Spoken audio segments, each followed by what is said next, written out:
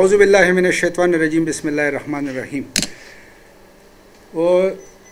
تاسو ته معلومه ده چې په 4 تاریخ 4 جنوري باندې په ابازو کې اجاز خان ابازي چې په ثوابه رزړو کې ډي اس پی دی په چوټه راغلی او کلی ته خپل اجره کې موجودو نو داغه د ترزوی جنید خان نبیل نومي دکاندار ته 50 روپے ورکړې وې چې رماته ایزی لوډ وکړه. نو هغه ایزی لوډ د جنید خان په ځای باندې بل چاته لاړو.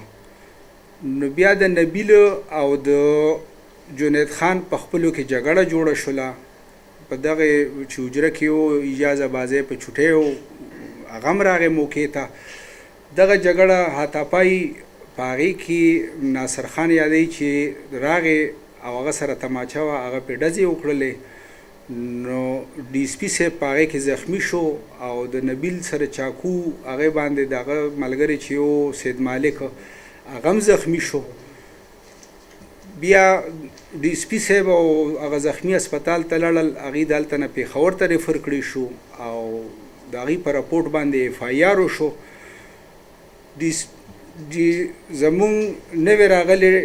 آی جی پی صاحب ډاکټر ثناء الله عباسي او شیر اکبر خان ډي آی جی مردان د دې خبره سختۍ سره نوټس واغسته او د ملزمانو د زر تر زره د گرفتاری احکامات جاری کړو او فضل شیر خان په سرکردګۍ کې ډي اس پی تنګي اس ایچ او او د ډي پی او عرفان الله صاحب په هدایت باندې ډي اس پی فضل شیر خان او اس ایچ او طارق سعید او انویسټیګیشن د طرف نه وسره امجد خان او مروت خان ای اس آی دا ټیم جوړ شو او دی هر هغه ځای چې کوم ځای کې د دې د گرفتاری امید کې دی شو نو چاپی وخلې او بیا فضل شیر خان دی دا د دې ټیم دوانه دا گرفتار کړو. نو علی ضرر چې دا تماچا هغه برآمد ده ملزمان گرفتار دي او تفتیش شروع ده.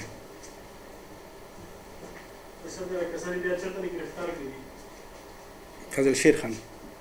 دا مونډا هډ وته مونډا هډ سره خوا کې پهاړی علاقہ جات کې داغینه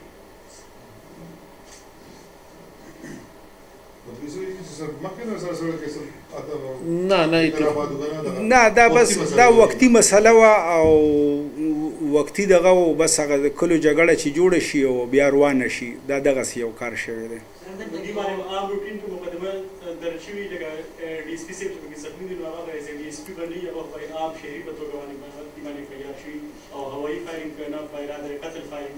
برای قتل فایرینګ دی او د یو عام شهري په دغه درجه ده. دا علت نمبر 10 مورخه 4-1-20 under section 324/34 ताना तांगे. دلته کې سر اوس دا سوال پیدا کیږي چې جوړ مدجی کوه کنه او غلط نمبر ته لاړه